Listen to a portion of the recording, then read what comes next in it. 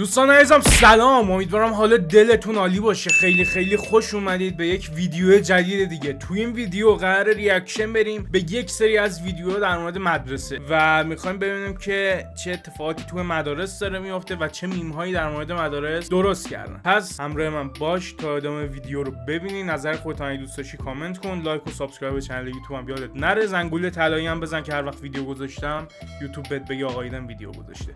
بریم سراغ ویدیو.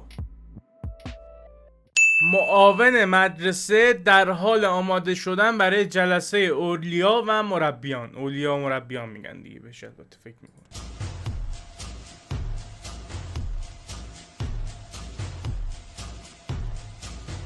بعد خب ببین دوست عزیز من، معاون مدرسه این شکلی خیلی هاشون نیستن، ولی مشاورهای مدرسه چرا؟ یعنی شما مشاور مدرسه دیدین توی جلسه اولیا مربیان فرار کنید. پدرها مادرای عزیز، من نمیدونم چرا بچه ها رو باور ندارید. من خودم توی مدرسه که بودم دیدم به چشم که اینطوری می اومدن مشاورای عزیز و بعضا معاونهای عزیز می اومدن، گرگ بودن در لباس بره، این لباس بره رو می پوشیدن، می اومدن جلسه اولیا مربیان. همه چی خوب و گل و بلبل بود. اینجا دانش آموزا و شاگردا وضعشون خراب بود و بد بودن و معتاد و تریاکی و چه میدونم فلان و مواظبشون باشید و اینا. و در نهایت هم یه دفعه نمیدونم چرا از مواد و معتاد بودن دانش آموزا و درس نخوندن دانش آموزا میرسیدن به اینکه پول بدید. واقعا نمیفهمم. و همینه دقیقا معاون مدرسه و من به نظرم مشاوره مدرسه همشون همینن، گرگین در لباس بره. البته اون بنده خدا هم دیگه بالاخره باید نونشون رو در بیارن دیگه. نکنید آقا، بچه‌ها رو انقدر اذیت نکنید. اینا بچهای عزیز ما، جوونای عزیز ما، آینده سازان این مملکتن، باید بمونن. هر کی دوست داره درس میخونه، هر کی دوست نداره درس نمیخونه دیگه. بالاخره 12 سال بالاخره یه چیزیه که همه باید پیش ببرن. حالا یکی درسشو میخونه، یکی دوست نداره درس بخونه. آسون بگیر بره دیگه. برادر من اینکه پول بکنی و چه میدونم فلان کنی و اینا اصلا چیز عجیبی ارزم به حضورت که هست، چیز عجیبیه. بریم سراغ ویدیو بعدی. وقتی پولدار مدرسه با 20,000 تومن پولدار مدرسه هستیشون.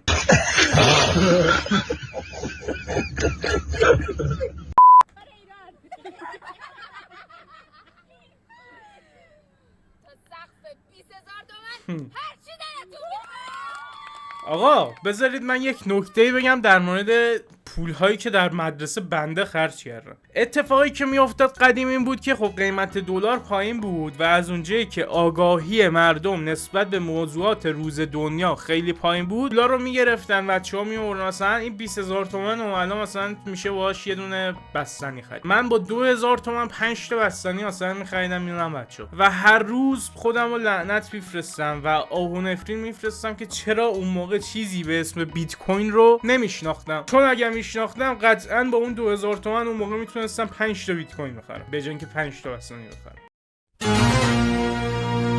قیمت بیت کوین موقعی که اومد $1 بود دیگه. مگه غیر از اینه؟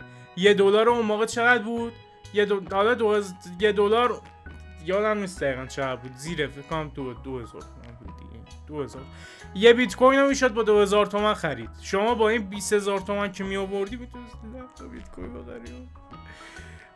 کجا داریم میریم بابا؟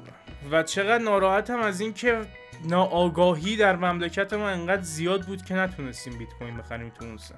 من این الان راحت میتونستیم زندگی کنیم بدون هیچ دغدغه. بچه‌ها پولاتون رو خرج نکنید.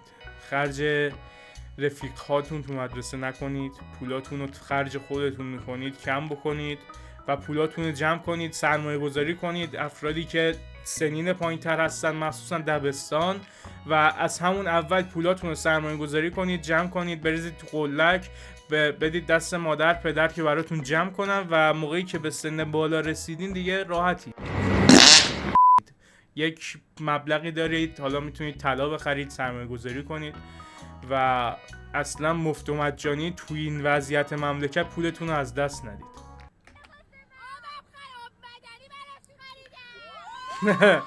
آب مدنی 20 تومن مگه آب مدنی میدن؟ خدای خودت شاهدی که من بعد از هر امتحان هر کاری از دستم برمی اومد انجام داده دیگه بقیه شد به من ربطی نداره. ببین منم تفکرم تو امتحانا این بود، من نمیخوندم میرفتم امتحان رو میدادم و خیلی شیر میومدم بیرون، در صورتی که اصلا شیر بودنی وجود نداشت اونجا. من میومدم بیرون از امتحان و حس میکردم درست نوشتم، نمیدونم این چی بود و 12 سال این موضوع با من بود. حالا تا یه جایی واقعا درسم خوب بود، من درس همیشه معدلم بالای مثلا 19 اینا بود، خوب بود. حالا به غیر از مثلا اون 10 11 12 که علاقم نسبت به درسونه کمتر شد، قبلش کلا معدلم خیلی خفن و خوب بود و کلا هر وقت امتحانو میدادم میومدم بیرون با خودم میگفتم که آقا من همه رو درست نوشتم. یک اعتماد به نفس کاذبی داشتم، نمیدونم شما هم دارید این اعتماد به نفس یا نه، ولی دقیقاً من همین شکلیم. ویدیو بعدی سان ما دیگه تموم شد، خداحافظ. آخرین حرفایی که قراره به معاون، مدیر و معلما بعد از امتحانا بزنم. از این به بعد نه من شما رو میشناسم نه شما من رو میشناسید. ببین بحث و موردی که وجود داره اینه که من در 12 سال تحصیلی خودم هر سال آرزو داشتم اینو به مدیر بگم، به معلم بگم، به معاون هم بگم. تا حدودی هم آخراش موفق بودم ولی وسطاش و اوایلش اصلا نمیتونستم بگم. چرا؟ چون مجدد سال دیگه با همون مدیر و معاون من کار داشتم. برای همین شما اگر دوست داری به معاون، به معلم یا به مدیرت حرفی بزنی، ترجیحاً بذار تو پایه‌های آخر این کارو انجام بده، مثل ششم، مثل نهم، مثل ارزم حضورتون 12 و موقعی که کارنامه ترم دوم رو گرفتید اون موقع راحتید هر حرفی بزنید دیگه، بعدش آزادید میتونید برید و هیچ مشکلی هم براتون به وجود نمیاد. اصلا داشتیم دیدم به چشم که توی این سه پایه بودن عزیزانی که معلم رو زدن، مثلا پایه 12 دیدم که مدیر اومده تو کلاس و طرف پشویه زده زیر گوش مدیر و اون مدیر هم واقعا اذیت میکرد، نه اینکه همین شکلی بلند شید مدیر اذیت کنید، معلم اذیت کنید. خیلی از مدیرها، خیلی از ناظمها، خیلی از ارزم حضورتون معلم‌ها واقعا دوست داشتنی ان تو مدرسه. 90% اوضاعشون خرابه، دوست داشتنی نیستن، 10%شون دوست داشتنی ان واقعا. و هوای اون معلم ها رو داشته باشید. اگر معلم خوبی دارید و حس میکنید معلم میتونه حتی بهتون کمک کنه در سالهای بعدی تحصیلیتون، حتما باهاش ارتباط بزنید و اون معلم رو نگه دارید برای خودتون. بریم سراغ ویدیو بعدی. پشت معلم بد نگید. آفرین، خدای قابل تشخیص نبودم.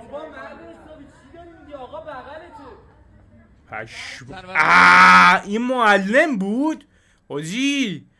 ماسکو نگاه، تا ماسکو زده انگار مثلا کلاس 10 پروفسوری زده.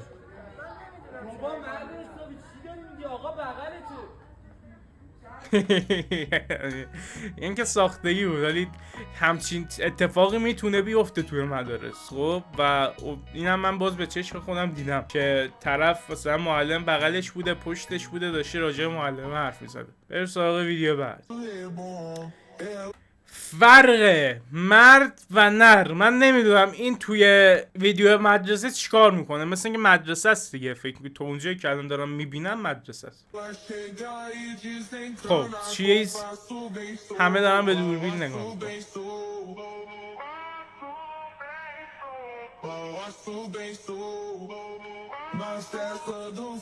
الان خب الان میره اونجا که اوجش میزنه، اوج موزیک.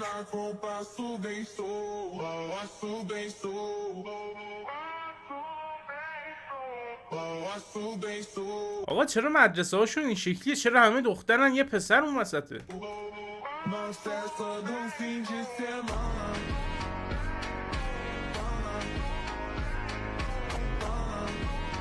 خب تموم شد؟ چه ویدیویی بود؟ خدا لعنتت کنه. گرسه بایستا ببینید آخر ویدیو اتفاقی افتاد.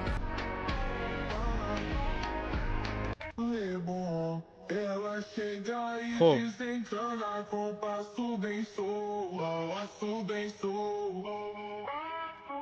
خب نگاه میکنم میخندن دیگه. الان این نگاه شاید نخندید آخریه.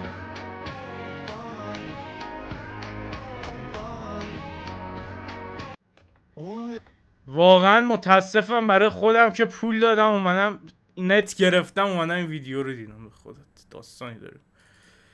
خب دیگه 16 ساعت خوابیدم. وقتی بعد از 16 ساعت خوابیدن تصمیم میگیرم درس بخونم. من همیشه توی این مواقع تصمیم گرفتم درس بخونم درس نمیخونم، حالا بنا به دلایل مختلف. که دیگه بدون خوابالودگی و متمرکز خب دیگه 16 ساعت خوابیدیم که دیگه بدون خوابالودگی و متمرکز درس بخونیم. یا الله.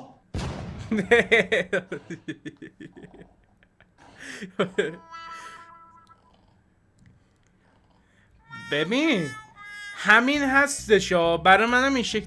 اصلا این کتاب درسی لامصب موقعی که شما بازش میکنی از خودش یه بویی به منتشر میزنه بیرون و اون بو خواب آوره. نمیدونم اصلا کتابو بردارید بو کن. شما الان یه کتاب درسی رو بردار بیار، یه کتاب معمولی هم از کتابخونه بردار بیار. کتاب درسیه اون شکلیه، عرضم حضورت که بازش میکنی خوابت میگیره، یه بویی میخوره بهت خوابت میبره، اون کتابه رو باز میکنی هیچ چیز نمیشه، میتونی راحت بخونی. یعنی من تمام کتاب‌های خارج از دوران مدرسه‌مو راحت میخوندم و میرفتم تو مدرسه کتاب باز میکردم، کتاب درسی رو باز میکردم، همین شکلی خوابم میبرد درجا. و همیشه هم میگفتم که سر صبح قبل امتحان پا میشم میخونم و 7 تا 8 تا فصل، بعضا فصل‌های زیادی رو دم صبح ساعت 4 بلند میشدم میخواستم بخونم، باز اونم میگفتم نمیرسم ولش کن نمیخوندم، همین شکلی میرفتم سر جلسه میکنم. و نه خب اگه اینطوری هست ویدیوش موقعی که درست شده پس همه همین شکلی هن دیگه تقریبا.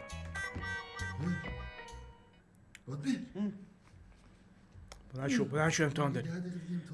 بلند شو ساعت چنده؟ 6:30 صبح مرد.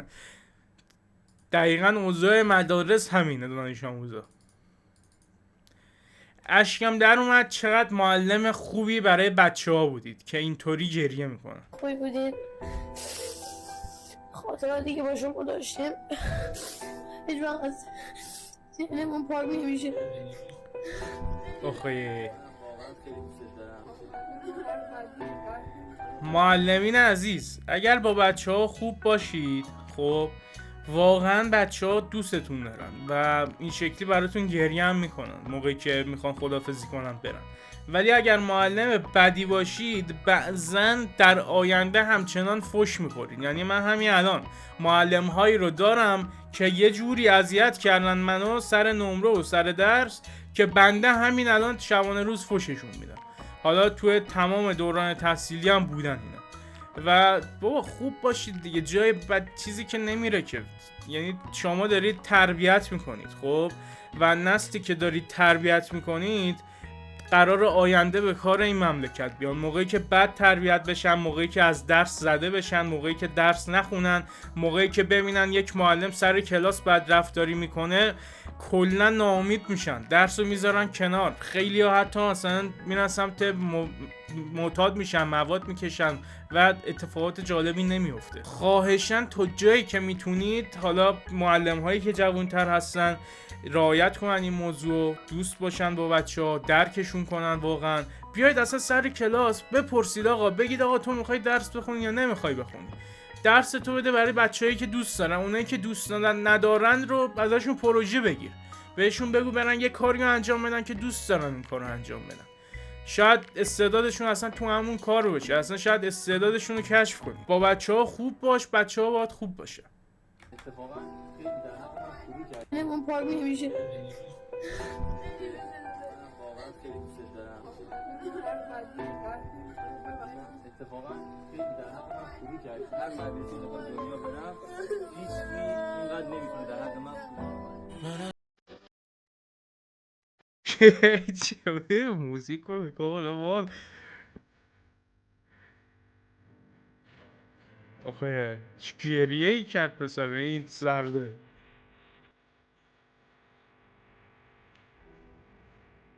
باری کلا به این معلم.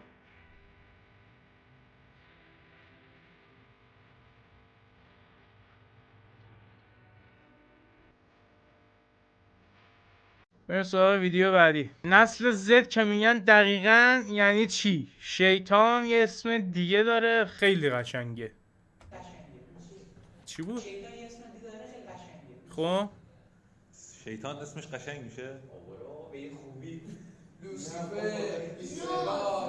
آقا اگه شیطان ما بس نمی‌کنیم که بعد بریم توبه کنیم که خوبی کنیم. دیگه یه جمله هست این ادب رو از جا مختی. شیطان هر بازی کنه تو نگاه کن اون کار از اون نده. آفرین.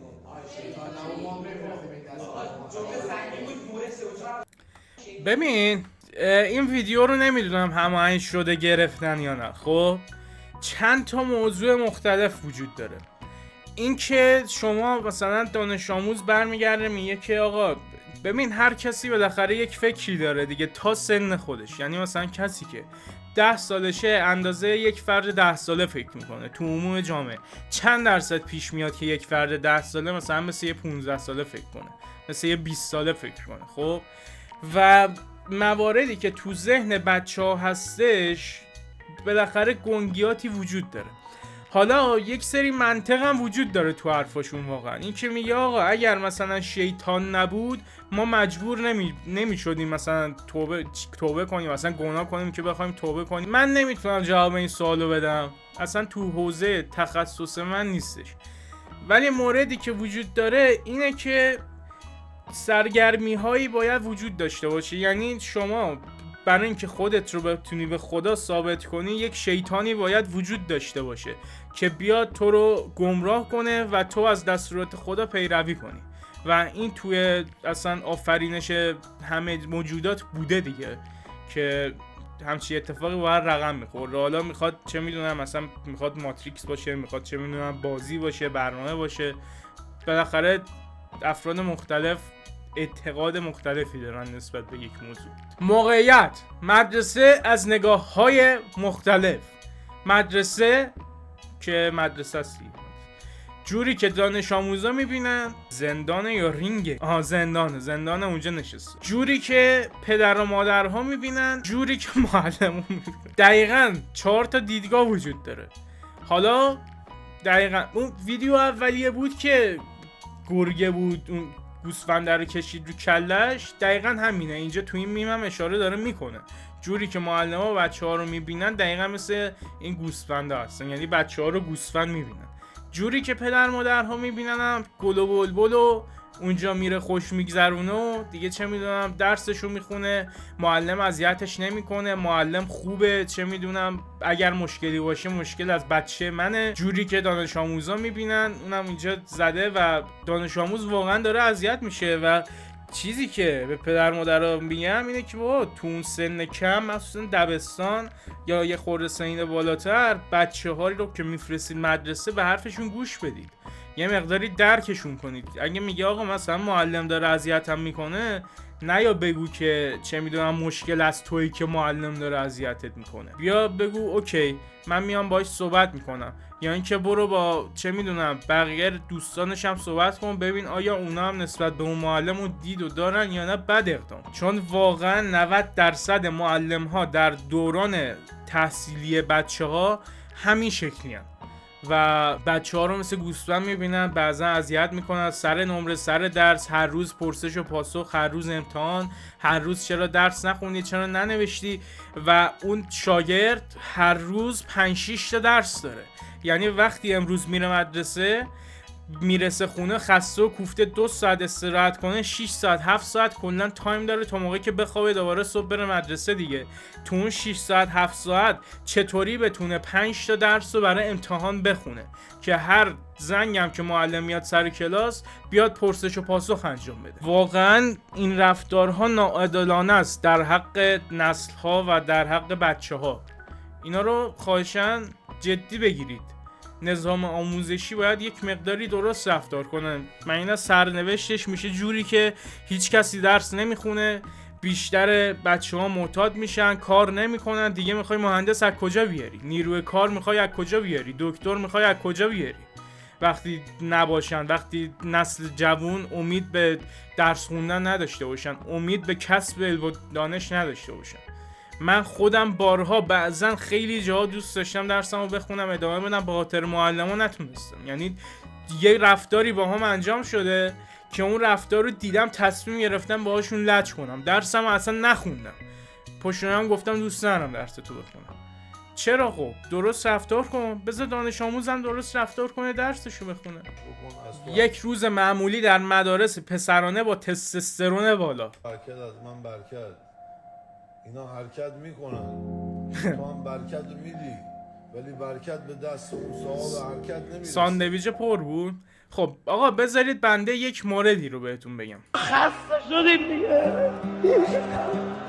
ما این کار رو خیلی انجام میدادیم. بعضن بچه هایی در مدارس وجود دارن به اسم لاشخور یا بکن. خب و این بچه ها همیشه کمین کردن دوتایی، مثلا دوتا وای میسن سمت چپ بوفه، دوتا وای میسن سمت راست بوفه، برعکس جانشون، دوتا سمت چپ، دوتا سمت راست بوفه اینا وای میسن. کسی میره ساندویچ میگیره میاد، هنوز ساندویچ رو در نیورده نگرفته از دست بوفه دار رو هوا قاپیدن.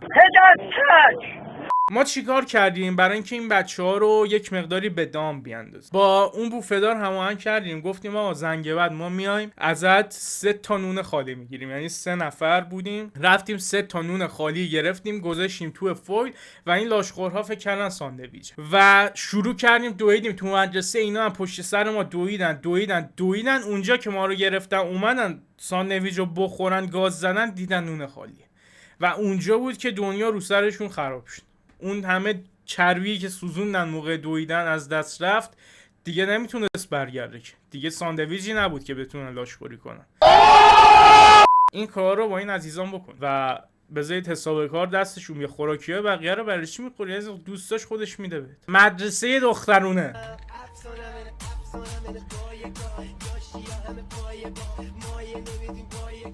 مدون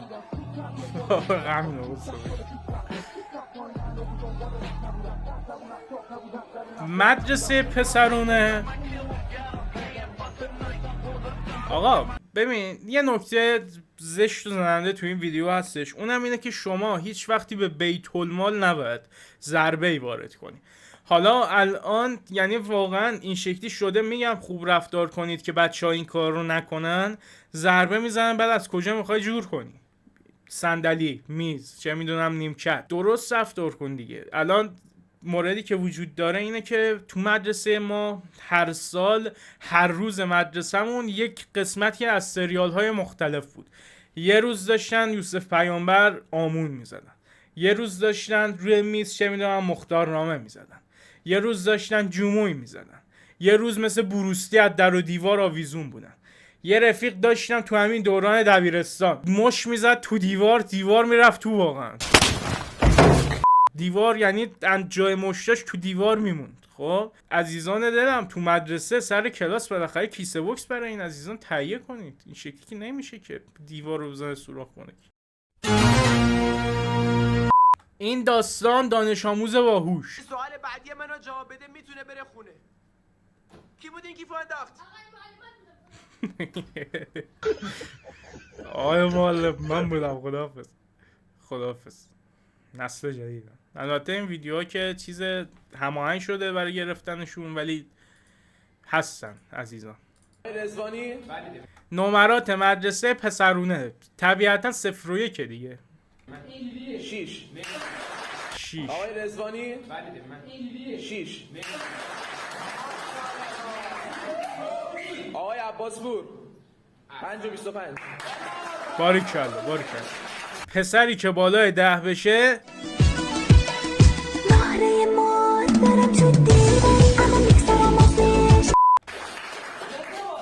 آقای جوادی 11.5. آقای هندویی 17.25. نه اشتباه دید. آقای ابراهیمی 6.75. آقای حکیمی 7.5.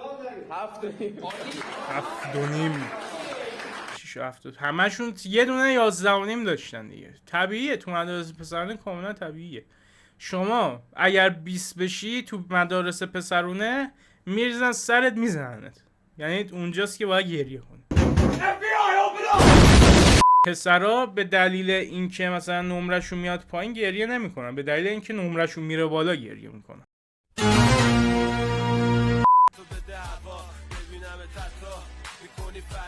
رو صندلیش چیزی گذاشتن من نه آقا ضربه به بیت المال نزنید، پدر مادرای خودتون پول اونا رو میدن. جور البته سال 50 سال عوض نشده اینا، میز 50 سال پیش هنوز همونجاست، نیمکت همونه، نیمکت آدم میشینه باسنش سوراخ میشه روی نیمکت. و درست کنید دیگه، یه خورده پولو مگه نمیگیرید؟ درست کن دیگه. معلمم انقدر اذیت این معلم بنده خدا قیافه رو نگاه کن. موزیک چیه گذاشتی روی معلمه؟ قیافه رو نگاه کن، نمیخوره معلم اذیت کنی باشه این بنده خدا. پس یکی از کاربردهای حال میزه چیه؟ یعنی کارهایی که در حال انجامه رو بهش میپردازه. مثلا نگاه کنید من الان دارم چیکار میکنم؟ دارم راه میرم، درسته؟ walking walk میشه راه رفتن. walking. یا مثلا they are listening to me. اونا دارن به من. چرا واقعا بچه ها تو مدرسه این شکلی هن؟ تو همه دوران ها و زمان ها هم هستن. درسته؟ اسفندیاری چی کار از میز اول ساندویچ داری میکنی تو؟ پس آقا برای حال استمراری ما یه فعل کمکی میخوایم. اسفندیاری نونو غیب کرد. همین دیگه، چیز دیگه ای لازم نداریم. سبزعلی دست از اون دیوار وردار. یه دونه فعل ING، همین دیگه، چیز دیگه ای لازم نداریم. سبزعلی دست از اون دیوار وردار. چه معلم ریلکسیه. سبزعلی دست از اون دیوار بردار. دیوارو میکنم تا صبح باش بازی. دقت کن آقا. یعنی چی دیوارو میکنم تا صبح بازی کنی؟ وقتی غذا ساعت 12:20 میرسه اما خوابگاه ساعت 12 بسته میشه. داداش در خوابگاه بستن چیکار کنی؟ بده دیگه یه طناب آها انداخته طنابو. چیه اونا؟ آهان سس و سالاد و مرغ فکر کنم.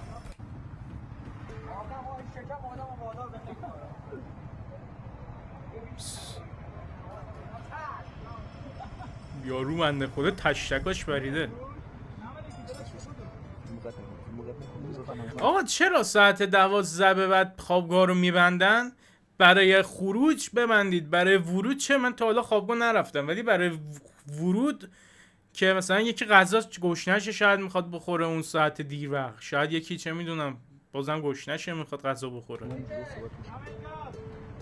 داداش به دوربین ما یه لایک نشون بده. داداش مگه دوربین مخفی گرفتی لایک نشون بده؟ اگه قضاوت پخش بگی شکیب زود بیا اتاق بودم.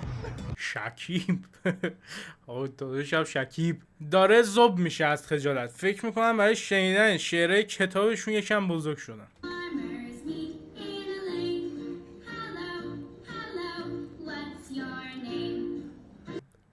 Hello, what's your name? آجی واقعا بده. فکر کنم مثلا میخوای آقا نمیشه شعر بزرگ سالانه تری بذاری مثلا برای طرف یاد بگیره؟ مثلا این کتابو گذاشتی جلوش یه شعر دیگه بذار. شعر بچه دبستانی و ورزشی گذاشتی جلو بنده خدا دبیرستانه فکر کنم. حالا این فکر کنم کوچولوتره این شکلی گرفته جلوشو با این، ولی این بنده خدا فکر کنم سنش سن بزرگی باشه.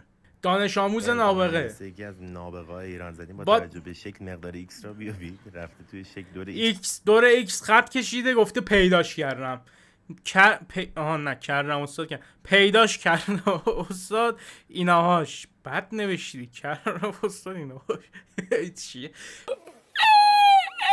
پیداش کردم استاد ایناهاش. کاملا منطقیه. شما درست سوال بپرس درست جواب بشنو. پرسیدی ایکس رو بیابید ایکس اوناش. خط کشیده. بعد پیداش این چیز بودش رضویان بودش سوراخ کرد. آقا برگه امتحان هندسه یکی از نابغه‌های ایران زدیم با توجه به شکل مقدار ایکس را بیابید، رفته توی شکل دور ایکس خط کشیده. بعد پیداش کردم استاد ایناهاش.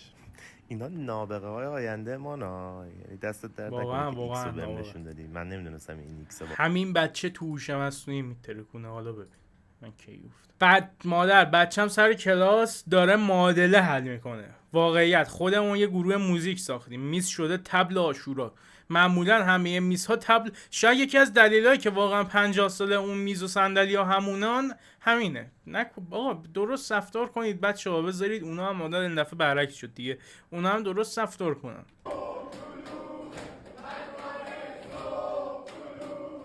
نکنه ای صبح طلوع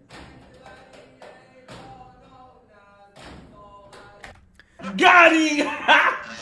خدا شاهده ما معلم داشتیم کلاسای مدرسه دیدین دیگه، یه دریچه داره که شیشه است و مثلا کسی از بیرون مدیر ناظمینا میاد میتونه از اون شیشه تو رو یه نگاه این شکلی داشته باشه. معلم داشتیم خدا شاهده اینو دارم، یا همین دوران دبیرستان 8-9 سال پیش. اینو ما میگفتیم وایسا و وای میستاد پشت اون شیشه میدید ببینه کسی نیاد و ما میشستیم فیلم و سریال میدیدیم. انقدر یه سری از معلم پاینده‌مشون گم. حالا من اسم اون معلم عزیز رو نمیبرم که انقدر پایه بود، ولی هر جا هستش خوب و یعنی سرزنده باشه در کنار خانواده‌اش.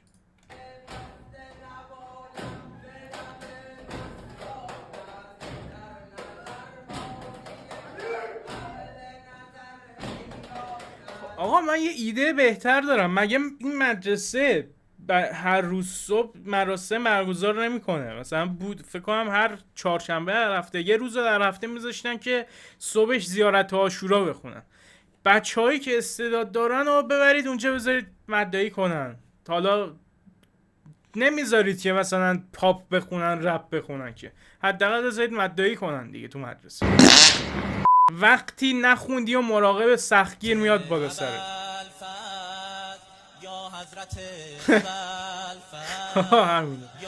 امتحان دانشگاه بود دیگه، همین 2 ماه پیش، 1.5 ماه پیش که جنگ شد. امتحان دانشگاه چیز شد، عرضم موضوعتون که یه سریاش که حضوری بود، بعد که جنگ شد افتاد مجازی چند تا دونش و چند تاش هم که اصلا افتاد برای آخرای تابستون. من حضوری رفتم سر امتحان داشتم میدادم و یه خانومی اونجا بودش به عنوان مراقب سفت و سخت وایستاده بود. برگشت گفت من بمیرم اگر کسی سر کلاس من بتونه تقلب. اینقدر خشونت اصلا نیاز نیستش. اصلا صحبت از مراقب و چیز شد، من یه اساسی هم خوندم. ایشون برگشت گفتش که من بمیرم اگر کسی بتونه سر کلاسم تقلب کنه. همونو من همینو که داشت میگفت 3 تا صندلی جلوترم دست راست پسر گوشیو در آورده و داشت از رو گوشی مینوشت و دید داره تقلب میکنه و هیچی بهش نگفت. و رفتم تاشو در آوردم دیدم که بچه محل خود اون خانوم بودن. یعنی اون جایی که دانشگاه میرم یک شهر دیگه ای هستش و چون بچه مثلا اونجان احتمالا میذارن تقلب کنن، ما که بچه یه جا دیگه هستیم اون نمیذارن تقلب کنن. این آداب آقا یعنی چی؟ درست رفتار کنید با بچه. این ببین چجوری نشسته. بذارید من یه اصلا موقعیتاشون رو ببینم. خب نه اشتباه بد نه. آخه جا داره اون مد خدا، اون بچه جا داره. الان 2 تا جای درست بذار دیگه. اون بخواد پاشو الان بچه بکنه زیر میز، خب تو این حالت نشسته، پاش بخواد بره زیر میز کمرشو بخواد بیاره عقب میخوره به پشتیه. اصلا با مدل نشستنش کاری ندارم. ببین برگر رو اینجوری گذاشته، این داره میبینه، اینم داره میبینه. این چه جوری ببینه؟ برعکس من میتونه بخونه. اینم داره میبینه، اینم که بینشون داره میچرخه. یه دونه هم من گرفتم انداختم این تو. از اینجا برداشتی؟ یه چیزی در مورد تقلب آخر ویدیو بهتون میگم.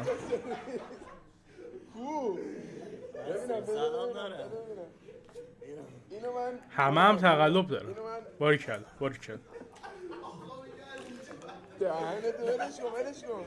چه معلم عزیز دهنه تو چیه بیاده؟ من یه بار برگه آزمون اومد دستم و برگه پاسخنامه معلم اومد دستم. قشنگ پاسخا روش بود، همونو تحویل دادم 20 شد.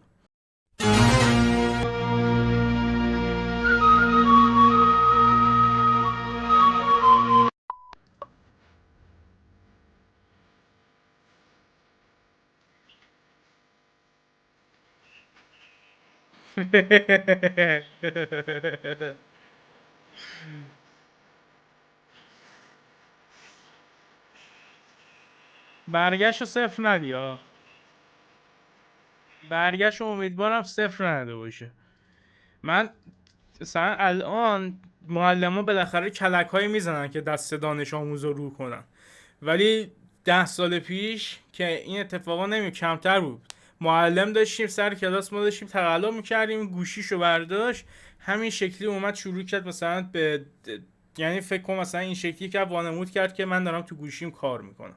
بعد در صورتی که مثلا دوربین آورده بود داشتش چیز میکرد، داشتش ارزم موضوعتون بچه‌ها رو از تو دوربین میدید و اونجا قشنگ یه چک و چیزی به بچه‌هایی که تقلب میکردن هدیه داد. انقدر که شلوغ میکنن پایه ترین استاد زن که دیدم تا حالا. آها خیلی دلم میاد. دیر اومدن؟ نه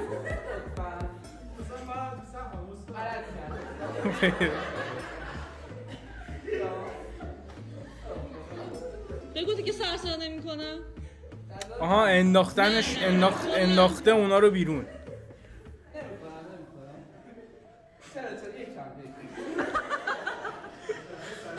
بچه تخص کلاس رو بیاین تو.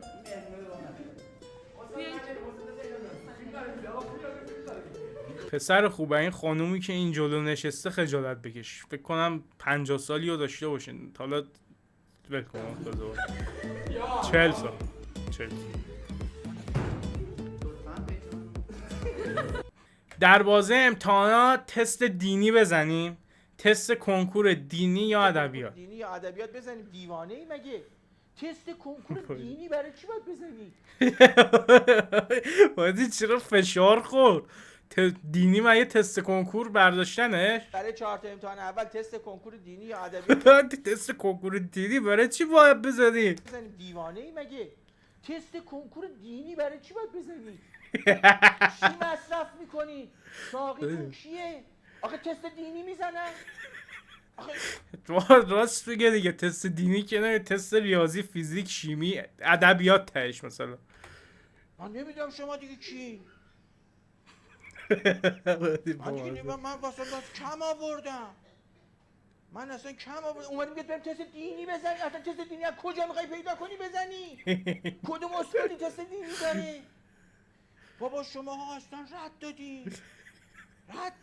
حاجیت معلم باحالیه. کنکور انسانی تست دینی میاد. حاجیت داره فشار میخوره. عجب آدم نادونیه. داداش الان 4 سال عمومی از کنکور حذف شده. واقعا؟ من 4 سال پیش کنکور ندادم، نمیدونستم. من 8 سال پیش فکر کنم کنکور عمومی بود اون موقع. واقعا چجوری دارید درس میخونید؟ وای بر ما که تلف شد، نسل سوخته بودیم. 4 ساله. آقا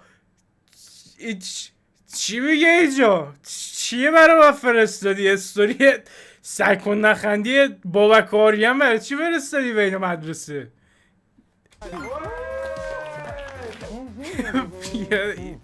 آقا من نمیفهمم چی بود بین ویدیوها اومد. هر کی میگه کنار درس کار دیگه تا انجام بدی گو میخوره. ببین کاملا داره راست میگه. خب هر کی این حرفو میزنه واقعا سخت در اشتباهه. من نمیگم گو میخوره، بعضا خب عزیزانی هستن که احترامشون واجبه، ولی کنار درس شما یک علاقه‌ای داری میخوای اونو دنبال کنی دیگه. یکی دوست داره درس بخونه، یکی دوست داره درس نخونه. هزاران تا کار هستش که بچه‌ها میخوان اونا رو انجام بدن. مثلا طرف میگه که چه میدونم درس تو بخون کنارش فلان کار رو انجام بده، علاقت درس تو بخون کنارش اون یکی کار رو انجام بده. ببین نمیشه. مگه خودت مثلا اون فردی که داره اینو میگه چقدر تونسته درس بخونه کنارش یه کار دیگه انجام بده که این حرفو میای میزنی؟ حرف اصلا جنبه علمی نداره به نظر من. و ویدیو آخر Кому как будто делать нехуй. Они не создают отношения, чтобы заниматься بازم вашей жизнью, بکن вкладывать свои ресурсы в вас, а взамен بابا بنده خدا رفت تو توالت ولش کنید دیگه получать только وایس не ببینم создают отношения, чтобы заниматься вашей жизнью, вкладывать رفت تو свои توالت ресурсы в اولیه вас, آره а взамен получать только секс, и то по праздникам, нахуй ему это надо? حاجی Мужик создает отношения для того, чтобы زبونم была گرفت любовь, он тоже чувствует چیکار دارید میکنید اون تو